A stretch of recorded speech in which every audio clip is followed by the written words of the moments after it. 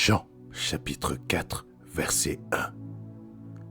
Le Seigneur apprit que les pharisiens avaient entendu dire qu'il faisait et baptisait plus de disciples que Jean. À vrai dire, Jésus ne baptisait pas lui-même, mais c'était ses disciples qui le faisaient. Alors, il quitta la Judée et retourna en Galilée.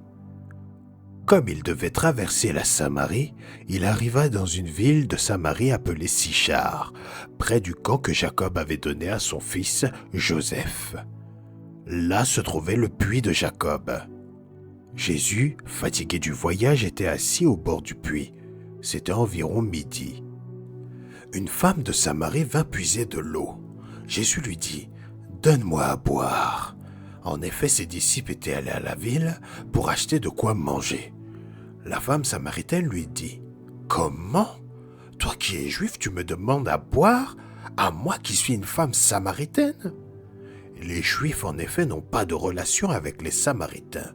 Jésus lui répondit « Si tu savais quel est le cadeau de Dieu qui est celui qui te dit « Donne-moi à boire », tu lui aurais toi-même demandé à boire, et il t'aurait donné de l'eau vive.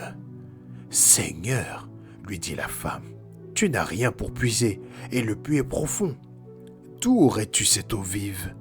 Es-tu toi plus grand que notre ancêtre Jacob, qui nous a donné ce puits et qui a bu de son eau, lui-même, ses fils et ses troupeaux ?» Jésus lui répondit, « Toute personne qui boit de cette eau-ci aura encore soif. En revanche, celui qui boira de l'eau que je lui donnerai n'aura plus jamais soif, et l'eau que je lui donnerai deviendra en lui une source d'eau qui jaillira jusque dans la vie éternelle. » La femme lui dit, « Seigneur, donne-moi de cette eau, afin que je n'ai plus soif et que je n'ai plus à venir puiser ici. » « Va appeler ton mari, lui dit Jésus, et reviens ici. » La femme répondit, « Je n'ai pas de mari. » Jésus lui dit, « Tu as bien fait de dire, je n'ai pas de mari, car tu as eu 5 maris, et l'homme que tu as maintenant n'est pas ton mari. En cela, tu as dit la vérité. » « Seigneur, lui dit la femme, je vois que tu es un prophète. Nos ancêtres ont adoré sur cette montagne, et vous vous dites, vous, que l'endroit où il faut adorer est à Jérusalem. Femme, lui dit Jésus, crois-moi, l'heure vient où ce ne sera ni sur cette montagne, ni à Jérusalem que vous adorerez le Père. Vous adorez ce que vous ne connaissez pas. Nous adorons ce que nous connaissons, car le salut vient des Juifs. Mais l'heure vient, et elle est déjà là, où les vrais adorateurs adoreront le Père en esprit et en vérité. En effet, ce sont là les adorateurs que recherche le Père. Dieu est esprit, et il faut que ceux qui l'adorent en esprit et en vérité. La femme lui dit, « Je sais que le Messie doit venir, celui qu'on appelle le Christ. Quand il sera venu, il nous annoncera tout. » Jésus lui dit, « Je le suis, moi qui te parle. » Là-dessus arrivèrent ses disciples, et ils étaient étonnés de ce qu'il parlait avec une femme. Toutefois, aucun ne dit, « Que lui demandes-tu » ou « Pourquoi parles-tu avec elle ?» Alors la femme laissa sa cruche, s'en alla dans la ville et dit aux habitants, « Venez voir, un homme m'a dit tout ce que j'ai fait. Ne serait-il pas le Messie ?» Ils sortirent de la ville et vinrent vers lui. Pendant ce temps, les disciples pressaient en disant « Maître, mange !» Mais il leur dit « J'ai à manger une nourriture que vous ne connaissez pas. » Les disciples se disaient donc les uns aux autres « Quelqu'un lui aurait-il apporté à manger ?» Jésus leur dit « Ma nourriture est de faire la volonté de celui qui m'a envoyé et d'accomplir son œuvre. Ne dites-vous pas qu'il y a encore 4 mois jusqu'à la moisson ? Eh bien, je vous le dis, levez les yeux et regardez les champs, ils sont déjà blancs pour la moisson.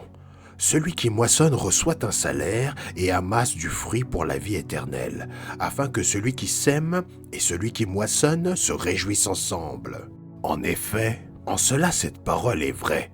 L'un sème et l'autre moissonne. Je vous ai envoyé récolter une moisson qui ne vous a pas demandé de travail, d'autres ont travaillé et vous êtes entrés dans leur travail. » Beaucoup de Samaritains de cette ville crurent en Jésus à cause des paroles de la femme qui rendait ce témoignage. « Il m'a dit tout ce que j'ai fait. » Ainsi donc, quand ils vinrent le trouver, les Samaritains le prièrent de rester avec eux.